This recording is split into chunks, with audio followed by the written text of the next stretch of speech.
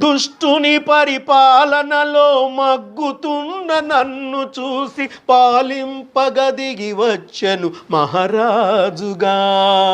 దుష్టుని పరిపాలనలో మగ్గుతున్న నన్ను చూసి పాలింపగదిగి వచ్చెను మహారాజుగా.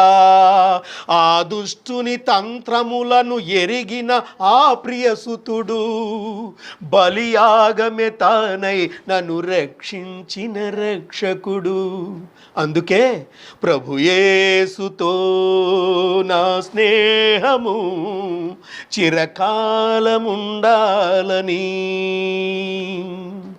చిరుదివ్వెలా వెలగాలని చిరకాల నా స్వప్నము, ఆ చిరకాల నా స్వప్నము.